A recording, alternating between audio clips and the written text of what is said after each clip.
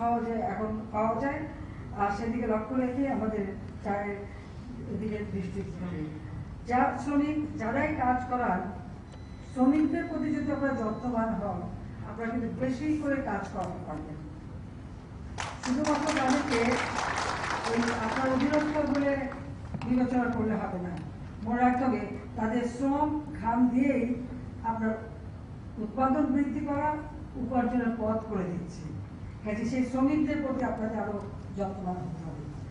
তাদের ছেলেমেয়েদের স্বাস্থ্যের ব্যবস্থা করা, তাদের নিজেদের চিকিৎসার ব্যবস্থা, তাদের শিক্ষার ব্যবস্থা, তাদের নানা ধরনের অসুবিধা দূর করা, এদিকে দৃষ্টি দিতে হবে। কারণ এরা যে এসছে, এদের কিন্তু সবচেয়ে দুর্ভাগ্য, জাতিপিতা এদেরকে নাগরিকত্ব দিয়ে গেছে। এদের কিন্তু এই মাটিতে এখন তো জায়গা নাই যেখানে তারা আপন ভূমি হিসেবে বিবেচনা করতে পারে। অর্থাৎ তার এখানে কোথাও একটা পা রাখার জায়গা নেই, তার জন্য একটা ফ্লোটিং, ভাসমান। কিন্তু এই ভাসমান থাকবে কেন? আমাদের কোনো নাগরিক ভাসমান থাকবে না। আমরা যে সিদ্ধান্ত নিয়েছি, সারাক্ষণ ভূমিহীন গৃহহীন তাদেরকে ভর করে দিচ্ছি। ইনশাআল্লাহ এই চা শ্রমিকরাও এরকম ভাসমান থাকবে না, সেটাই বলে যাচ্ছি। কিন্তু যা করার প্রধানমন্ত্রী কার্যালয়ে একটা আলোচনা খাওয়া হয়েছে, সেখান থেকে আমরা এই আমাদের বিভিন্ন অঞ্চলে মানুষ যারা একটু মানে অনগ্রসর, তাদেরকে আমরা সহযোগিতা দিয়ে থাকি। চা শ্রমিকদের জন্য একটা বিশেষ ভাতার ব্যবস্থা আমরা করি। তাছাড়া আমাদের অনুরোধে মালিকরা অনেকটা যত্নবান হচ্ছে। আমি আশা করি আরো বেশি কাজ চাবেন, ওদেরকে বেশি যত্ন করতে হবে, পরিষ্কার কথা সেটাই আপনাদের করা দরকার।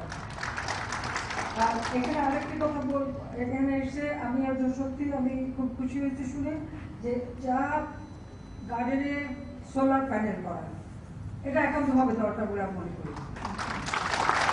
কারণ এই সোলার প্যানেলের মাধ্যমে বিদ্যুৎ উৎপাদন এবং সরবরাহ করে যার যার নিজের এলাকায় সেটা করা। কারণ সোলার প্যানেল বসালে আমরা এটা কিন্তু পরিষ্কার করতে হয়, সেটা কোনো একটা অসুবিধার ব্যাপার না।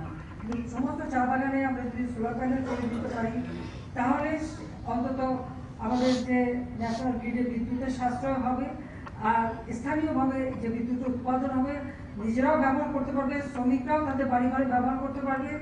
আবার আশেপাশে উদ্বৃত্ত থাকলে আমরা ন্যাশনাল গ্রিডেও নিয়ে নিতে পারবো, সে ব্যবস্থা, সে প্রযুক্তিও এখন আমরা নিয়ে এসেছি।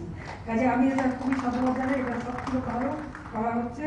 আর তাছাড়া আমরা কিন্তু আমাদের দেশের প্রাইমারি শিক্ষা কিন্তু সম্পূর্ণ অবৈতনিক, এবং আমরা প্রাইমারিতে মায়ের নামে কিন্তু উপবৃত্তি দিয়ে থাকি।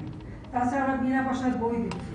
কাজে আমাদের চা শ্রমিকদের সন্তানরা বা ওখানে যারা কর্মচারী, তাদের সন্তানরা যাতে যথাযথভাবে লেখাপড়া শিখতে পারে, সে ব্যবস্থাটাও করে দেওয়া দরকার।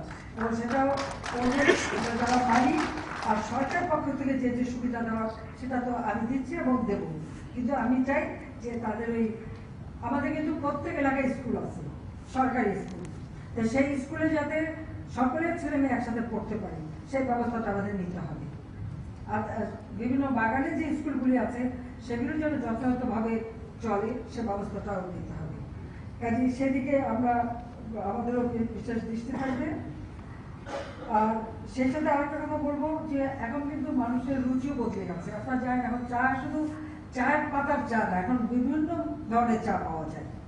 সেই ক্ষেত্রে আমি আগেও বলছি সবসময় যে অ্যারোমা টি উৎপাদন করা, বিভিন্ন মানে অ্যারোমা মানে বিভিন্ন ধরনের যে ফ্লেভার থাকে, সেই ধরনের চায়ের কিন্তু চাহিদা অনেক বেশি।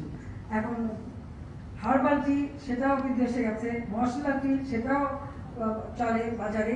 তো এই চা উৎপাদনের সাথে সাথে এই দিকটাও যদি নজর দেওয়া যায়, অর্থাৎ যেমন এখন তুলসী পাতা ব্যবহার হয়, নানা ধরনের ঔষধি পাতা ব্যবহার হয়, বিভিন্ন ধরনের ফুল, জেসমিন টি, সেটাও তো খুব বাজারজাত হয়।